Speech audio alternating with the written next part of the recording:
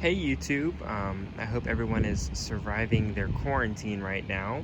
As we are battling Corona and the Corolla, I wanted to give you guys a 2-month update and a 4,000 mile update on the 2020 Corolla XSE, just to give new opinions, update on what it's been like to move to a Corolla after being in 2 different ISs, and just a general update on the vehicle, thoughts and impressions. So if you've not missed, or if you've missed our earlier videos, this is my company lease vehicle. I'm an employee of Toyota Motor North America, so these views do not reflect the company, but are my own. It's a lease vehicle through them. It's an XSE, so it's got the 2-liter engine with the CVT and the fixed first gear. XSE is the top trim level, along with XLE. This one just built on the XSE grade with the exterior, the SE grade with the exterior looks and whatnot. This is of course in celestite exterior with a black interior. I'll go ahead and check it out. Really love this key fob design. It's a small touch, but I do.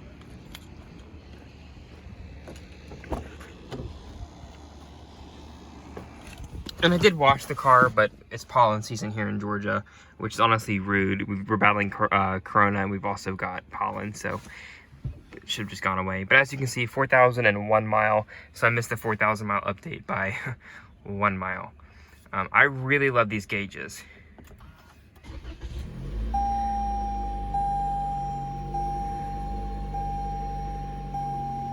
And what you're hearing there, like I mentioned, is the 2-liter engine that's in the SE and XSE trims. One of my favorite features is the exterior body cladding on the XSE trim. So I love the LED runner down here, these the J LED running lights there with the LED. Love the exterior lighting on this car. Toyota did a great job, and I love the how this radar sensors behind this black plastic piece here. I like the front end on the XSE and SE versus the LE a lot more. It looks a lot different. I think it's great looking alloy wheels with the graphite trim down below. I think it's a really sharp looking car.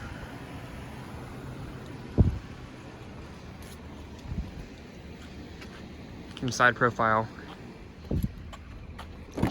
I really like in the back seat how the design carries over.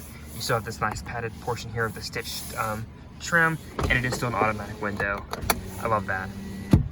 And you still do have independent headrests. They didn't just do fixed nubs all through the way across, so not a whole lot of cost cutting back there. And you do have a nice armrest, so I do like that.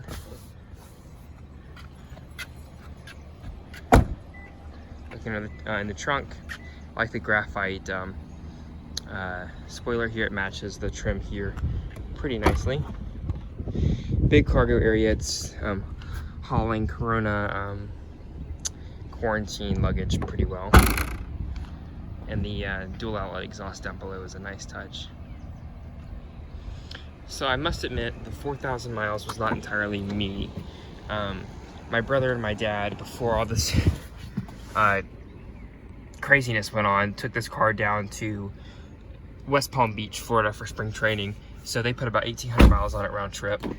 I've put up 2,000 of that on there, and then I've also had an LC for 2,000 for work, and an NX. So I've bounced between one end of the Toyota spectrum all the way to the other end. So, and honestly, I don't hate getting back in this car.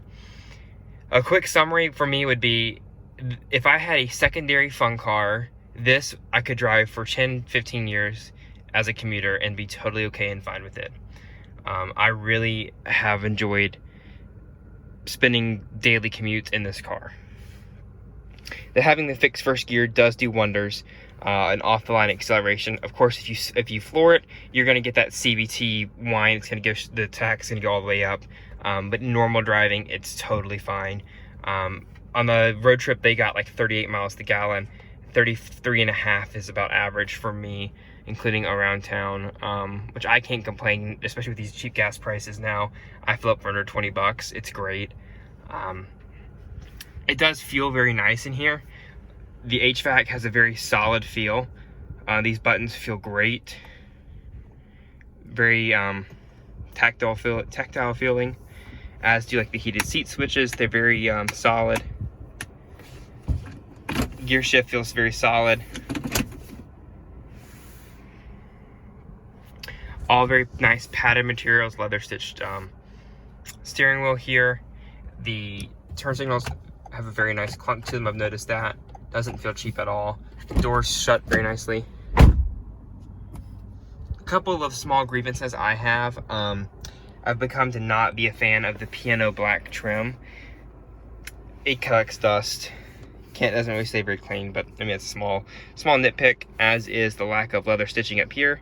XSE, if you're gonna throw in a leather steering wheel, I don't think it's that much more expensive to throw in some leather stitching on the shift knob. I could be wrong. And last but not least, I paid extra to have the garage home link mirror, which is back here. I would have liked for it to be auto dimming as well, but it's not. Again, small thing, but in the grand scheme of things, very nice car for the money so far. And with what it's intended to do, I have very much appreciated it. Excuse me, I have very much appreciated it, and I look forward to commuting in it for a while longer here. Infotainment works great. I love the dynamic nav system, especially with the audio replay functions. Love that.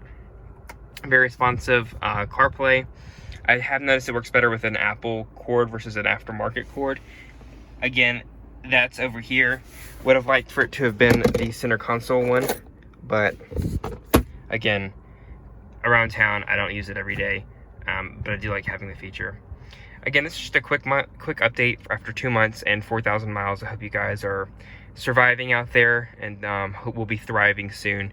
If you have any questions, please let me know. Anything from any topic you want to know. I didn't really touch on some things like TSS or things of that nature, but if you have questions, just let me know. I've enjoyed the car so far, and would highly recommend one to anyone else looking for a solid overall vehicle.